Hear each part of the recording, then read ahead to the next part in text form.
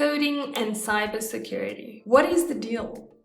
Is it required? Is it valuable? Is it not? Do you need to know how to code to work in cybersecurity?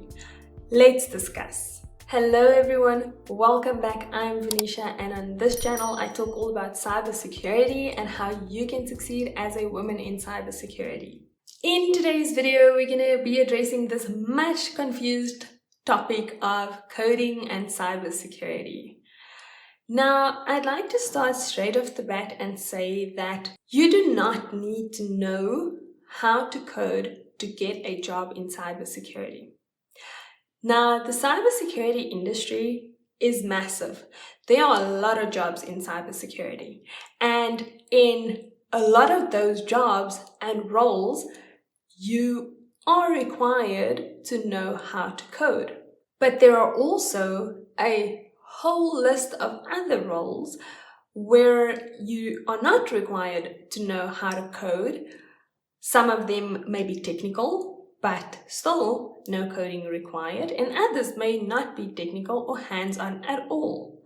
So it is really not just one simple answer in terms of do you need to know how to code.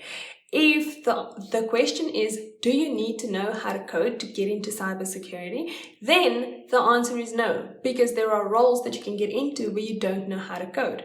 But do you need to know how to code if you want to be a reverse malware engineer? Yes. If you want to do the DevSecOps side? Yes. If you want to do security analysis to a certain extent. If you start out as a security analyst, you may not need to know how to code, especially not to advanced kind of levels, but you may be required to be able to read code. So there's different domains within cybersecurity, and some of those domains you will never ever see or touch code or technical components ever. Some you will see the code and be able to identify certain components in the code and be able to read the code, and in some roles you would be able to, or you would be required to code. So coding is not a blocker to entry in cybersecurity unless you want to enter into a role where coding is absolutely required and a non-negotiable. But then at that stage, I believe you would have had to have done the research already and know that in that particular role, whatever you are targeting, if you want to get that job or into that role, you need to know how to code. So in a lot of the roles, being able to write and understand code can help you greatly with giving you some advantages in the role. A particular role where we can demonstrate this is as a security analyst. So if you are a security analyst, you would start with understanding networking, understand systems, understand the basics of security, do some hands-on lab skills of different indicators that you're identifying, different components that you are seeing, whitelist certain things, blacklist certain things, notify certain people, etc. That's what you would do starting out as an analyst. But if you see a piece of malware and you want to identify what that piece of malware does, then you are going to have to know what the code means within that malware. So if it's Python script, you're going to have to open up the script, analyze the script, and try and understand the code. And that's why, even as an analyst, understanding code and reading code can help you and it can give you the advantage. But do all security analysts know how to code? No. Do all security analysts need to know how to code? No. Do all security professionals need to know how to code? No. So I feel like there's a lot of repeated information here, but there is definitely a misconception that cybersecurity professionals always need to know how to code. And that's really what it is. It's a misconception because a lot of the times you do not need to know how to code. What's important for security engineers and different kind of roles in security, you may need to know how to script certain things. Now that could be seen as an aspect of coding. You may need to understand something like PowerShell, something like SQL.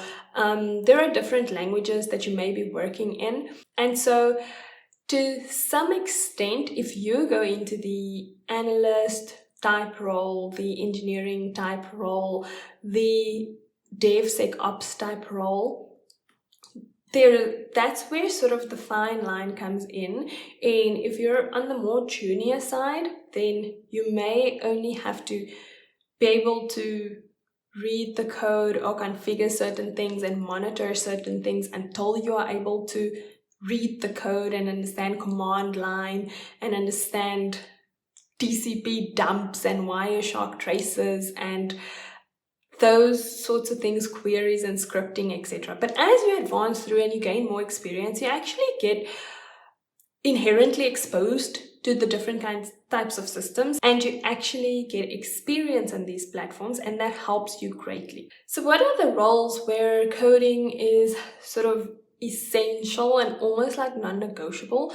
Those would include roles like a pen tester type of role. It is really, really important that if you are a pen tester, ethical hacker, cybersecurity researcher, whatever you want to call yourself there, an assessor of systems, you need to know the basics of coding at least, and some of the more advanced concepts of coding, because you might have to write a piece of code to exploit something. You might have to introduce people to different terms, concepts, terminology, etc. of malware and different components, how it's written, how it's done. You may need to look at scripting, and you may need to be able to hack processes, and so you need to understand coding if you want to be on that side of the world in terms of pen testing, ethical hacking, etc.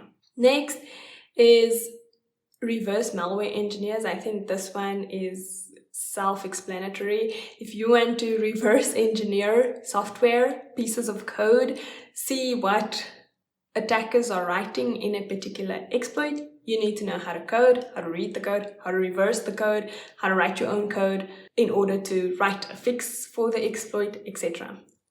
A forensic analyst as well. If you pick up something on a system, you need to know what that thing does, why it's there, what happened, what processes it's scheduled, what it kicked off, what it initiated, etc. A security automation specialist. Now this is almost like a general automation specialist, but you just have security, you're just doing it on security controls and security processes. And so it is generally software developers or development professionals that move into this security automation role, because you must be able to write code, to configure components of technology, to do things in an automated way. Self-explanatory again. And then I think the last one I'll mention, there's definitely a list, but the last one I'll mention is DevSecOps professionals, software engineers that do so for security purposes or securely or with security in mind. I mean, currently I think the term has actually changed to DevOps, because security must come first in everything that we do, but it is really developers who do so on the security side of the world. And that's just to mention a few of those roles where it's really a non-negotiable for you to know coding skills. And that's why I say there's an entire other spectrum of roles where you don't need to know how to code. Some of the common languages for coding within cybersecurity is definitely Python, my favorite. So Python is a key language. Definitely C and C++, JavaScript, assembly language. But also, I think scripting is really critical. Being able to do PowerShell scripting and know the whole PowerShell commandlets, etc. That's really critical.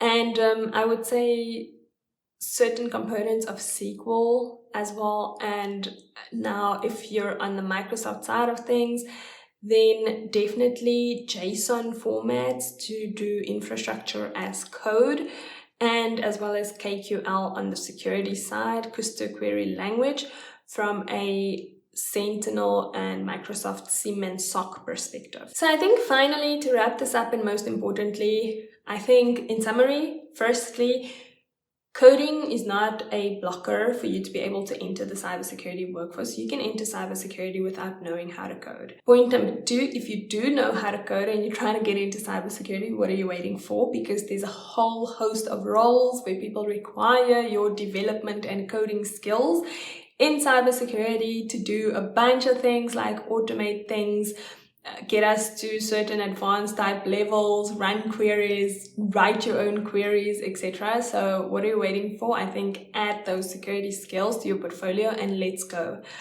And finally, do what is exciting to you and do what you love. If you do not want to code, explore roles where coding is the bare minimum of what you would do. And if you want to code, you love to code, you want to go into software engineering, but you also have this hidden background voice telling you to get into cybersecurity, then what are you waiting for? Because cybersecurity is waiting for you. That is it for this video, friends. If you made it till this point, please remember to like, leave a comment, and subscribe to my channel. Catch you next time. Bye.